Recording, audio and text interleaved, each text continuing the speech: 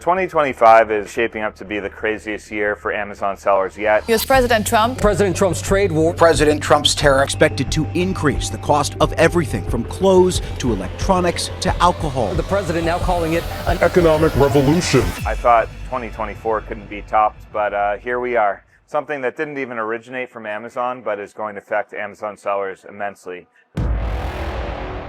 I'm going to talk about some of the basics of what's going on with the new tariffs and what, as an Amazon seller, you can do to adapt to the tariffs. So tariffs essentially are taxes imposed by the government on the importer for importing from certain countries or certain types of products for certain countries. And it's a way for the country with the tariff to get tax revenue from that tariff and also to disincentivize imports from certain places and incentivize the domestic production of those same products. So do the tariffs have the ability to affect more than just the average consumer? Yeah, so tariffs will affect everyone throughout the supply chain. The person actually paying the tariff, it would be the importer of the product. So that's going to be either the manufacturer or the brand owner who's going to pay that tariff first. Since they've paid a tariff, their cost of goods sold, their cost of production has gone up. So to preserve their profit margin, they're going to have to pass that along to their customers. And manufacturers don't sell to customers directly typically, they'll sell to distributors. So the distributor is going to buy from the manufacturer at that higher cost. And then the distributor is going to sell to retailers like me, and they're also going to pass along that higher cost. So since the distributor paid more, let's say 20% more, they're probably going to charge 20% more to me. And then me, as the retailer, when the end consumer buys the product, I have to maintain my profit margin.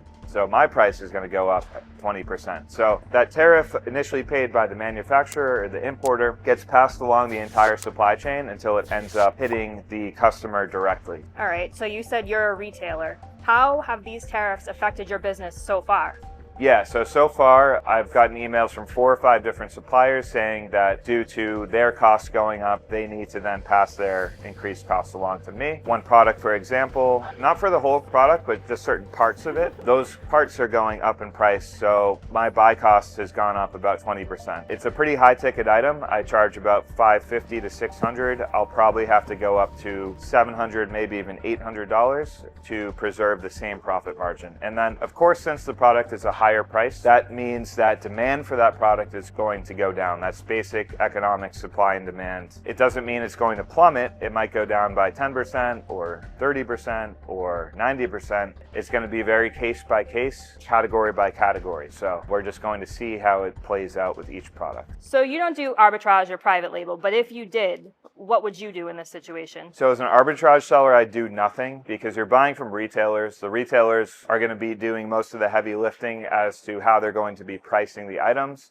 So you're just going to see what the prices are on any given day, and if there's profit to be made by reselling on Amazon, then go ahead and do what you've been doing. So for arbitrage seller, I'd say there's basically no adjustment needed. It's just going to be an evolving situation. For private label sellers, my heart actually goes out, especially for the ones importing from one single country, especially China, with the extremely high 145% tariffs right now. That's hugely, hugely disruptive. So as a private label seller, and I know several, they're looking at other countries of origin to manufacture their products. So they might go from China to Vietnam or to India, or even maybe look for a USA-based supplier. But also, the situation is evolving so rapidly right now that my advice almost is to just sit and wait and see what happens. Because if you do all this complex planning and changing suppliers, and then it turns out that the final tariff might be a quarter of what it is today, it was kind of just wasted time and effort. So I'm not saying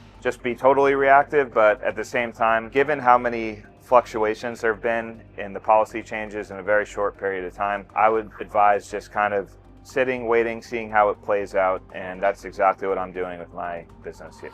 Okay, well, I'm going to be devil's advocate. If these tariffs are going to be long-term, what is your strategy? My strategy is going to essentially be increasing price, so my profit margin is maintained, then seeing what the effect on demand is. So if I'm selling less units at that higher price, which I fully expect to, I'm going to be buying less of those products per month. So to hit the same amount of profit, I'm going to have to buy more products across more brands, maybe buying less of each individual SKU, and buying, more shallow quantities across a wider variety of SKUs. That's one idea I have. Another idea is to stop seeking out any sort of international suppliers and focus just on USA brands, and even vet them in terms of like, are their raw materials also sourced from the USA, or is their packaging sourced from the USA, and get an idea of how resilient my suppliers would be for tariff changes. Other than that, it's just going to be ongoing analysis of the products and quick adaptation if sales velocity plummets on an item, or it's just keeping up with my whole catalog and adapting. So of all the business models out there for Amazon, I'm actually glad that I'm in the business model I am right now, because I have a huge supplier base. So I have over 50 brands that I work with. A handful of them are located abroad, in which case I'll have to figure out these tariff situations. But fortunately, the majority is located right within the USA, and I'm still expecting some price increases, but I think it's going to be less so than importing straight from China, of course. Since I'm diversified, I think there's going to be some brands that are affected a lot, some that aren't affected at all, and a bunch that are somewhere in between. Given that I have this diverse supplier base, I can be really nimble. Just another benefit of brand direct, I guess, which is, a policy change isn't going to affect me across my entire catalog, whereas it could with a single brand from a single country. So if you want to learn directly from me, and it sounds like I might know what I'm talking about, you can click the link below, and there's a link to learn how to do the same business model that I do, which is brand direct, and be able to thrive in this volatile environment this year and beyond. And the last thing I'll say to close up this video, I'm simply making economic statements. I'm not trying to make any political statements. I'm speaking from the perspective of kind of an economics class. I'm not saying whether the tariffs are a good idea, bad idea, whether our pre-existing trade deals were good or bad. I'm not making any commentary on that, nor do I want to. I'm just simply talking about the economic effects of tariffs that are well documented and proven through economics textbooks in anywhere. So please be kind to me in the comments. I'm not trying to make any political statements. I'd like all my viewers to not really know what my political affiliation is and just understand the economic arguments for what I'm talking about. So please subscribe for more content, and I'll be sure to try to deliver as much value as possible.